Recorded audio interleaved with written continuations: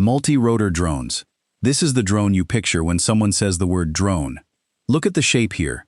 A central body with arms branching out and a spinning propeller at the end of each arm. That's the entire design. It stays in the air by changing the speed of each motor thousands of times per second, tilting and turning without a single moving wing or control surface. Multirotors are the most common type of drone on Earth. And the reason is simple. They can take off straight up, hover in one exact spot, and fly in any direction, which makes them perfect for filming, photography, and flying in tight spaces. The trade-off is efficiency. Fighting gravity with nothing but spinning props burns battery fast, so most multirotors fly for only 20 to 40 minutes. Everything else in this video is a variation on, or a reaction to, this one design. Tricotters. The simplest multirotor that still flies well. 3 arms, 3 motors, arranged in a Y shape. Look at the back. Because 3 motors can't naturally cancel out their own spinning force the way 4 can, a tricopter uses a small servo that physically tilts the rear motor to keep the aircraft straight. That servo is the whole story. It gives tricopters a smoother, more natural yaw, the turning motion, than almost any other design, which is why some freestyle and cinematic pilots still swear by them. But it also adds a moving mechanical part that can wear out or fail. Tricopters are light, cheap, and agile, but they've mostly been pushed aside by the 4-motor design that needs no servo at all. Quadcopters. 4 motors, 4 arms, usually in an X or an H shape. This is the single most popular drone configuration in the world. 2 motors spin clockwise, 2 spin counterclockwise, and those opposing forces cancel out perfectly, so the drone holds itself straight with no servo and no extra parts. Look at almost any consumer drone, a DJI camera drone, a racing quad, a toy from a store shelf, and you're looking at a quadcopter. The design wins on pure efficiency. Fewer motors and propellers means less weight, which means longer flight time and lower cost than any drone with more rotors. But there's one brutal weakness. A quadcopter has 0 redundancy. If a single motor or propeller fails in flight, the aircraft loses balance instantly and drops out of the sky. For a hobby drone, that's an expensive accident. For carrying anything valuable, it's a deal breaker, which is exactly why the next 2 designs exist. Hexacopters. 6 motors instead of 4. Look at the frame. 6 arms spaced evenly around the body, each arm 60 degrees from the next. The extra pair of motors does 2 things. It lifts more, letting the drone carry heavier cameras and equipment, and it adds redundancy. If one motor fails, the remaining 5 can usually keep the aircraft stable enough to land safely instead of crashing. That single feature changes what the drone is allowed to do. Professionals flying expensive cinema cameras, mapping equipment, or surveying gear reach for hexacopters because a motor failure means a controlled landing, not a destroyed payload. The cost is efficiency. 6 motors draw more power and eat more battery than 4. You pay in flight time to buy insurance. Octocopters. 8 motors. This is the heavy lifter of the multi-rotor world. Look at the size. 8 arms, or in some designs 4 arms with 2 motors stacked on each.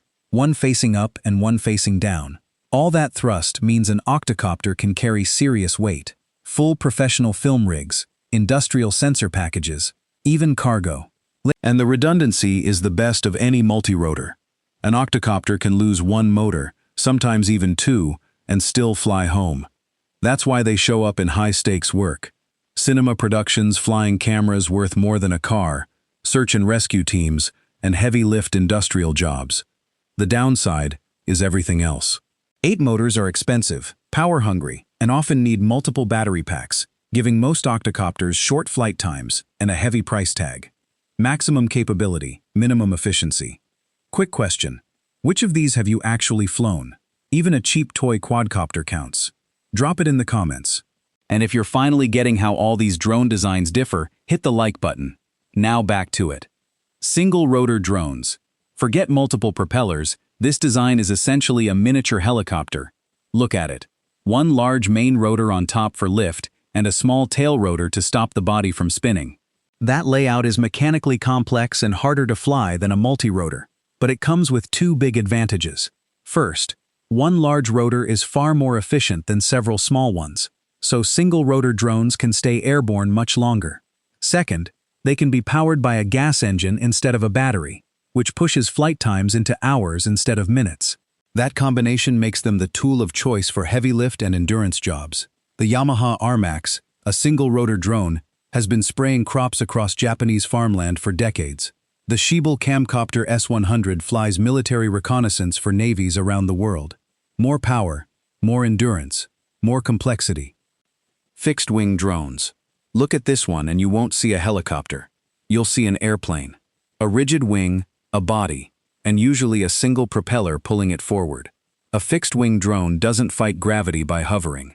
It generates lift the way a passenger jet does, by moving forward so air flows over the wing. That makes it dramatically more efficient than any rotor design. Instead of 30 minutes, a fixed-wing drone can stay up for hours and cover huge distances, which is why they're used for mapping farmland, surveying pipelines, and monitoring borders. But efficiency costs flexibility. A fixed-wing drone cannot hover, cannot stop in midair, and usually needs a runway, a catapult, or a hand launch to take off, and open space to land. It trades the multirotor's precision for range and endurance. You can't film a wedding with one, but you can map 10,000 acres.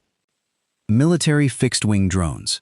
This is the fixed-wing design scaled up into a weapon system, and it's the aircraft most people mean when they say military drone. The General Atomics MQ-9 Reaper is the definitive example. Look at the scale. A wingspan of about 66 feet, roughly the same as a Boeing 737's fuselage width across, on an aircraft with no pilot on board. It's built around the same principle as a hobby fixed-wing drone, long, efficient wings for endurance, but the numbers are on a different planet.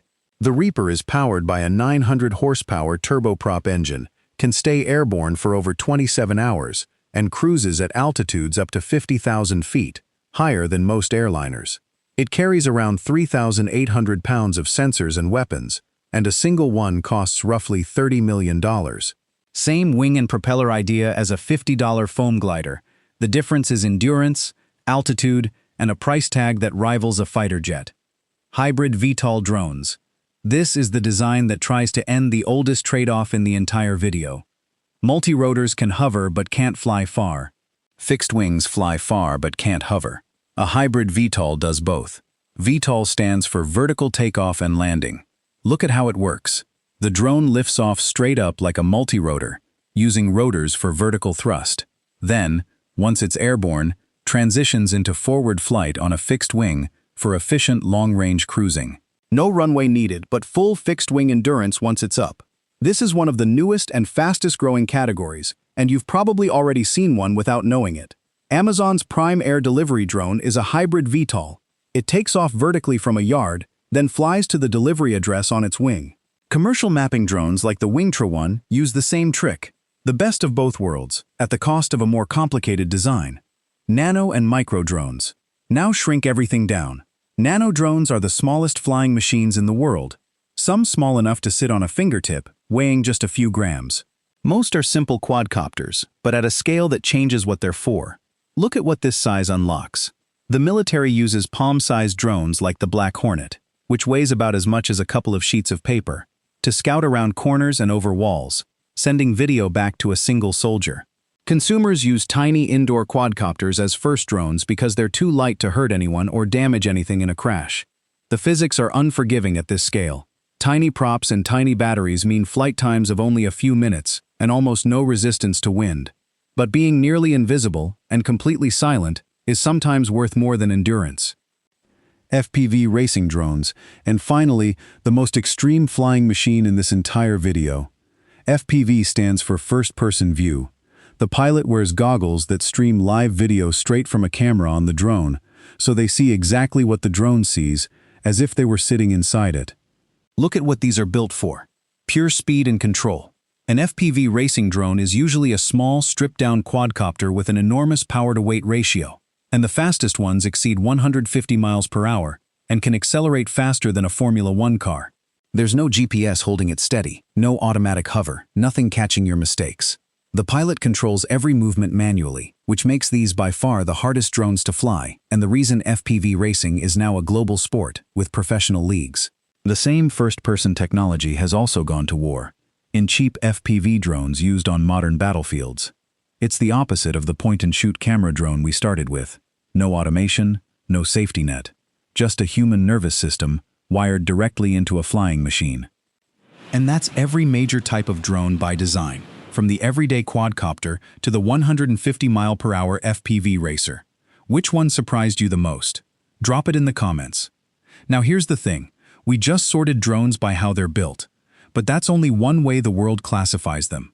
Militaries use a completely different system, one based on size, weight, and how high the drone can fly, running all the way from a drone you can hold in one hand to aircraft the size of an airliner that can stay over a target for a day and a half. Why does a drone's weight class decide what missions it's allowed to fly? What's the difference between the tiers the Pentagon actually uses? And which class contains the largest drones ever built?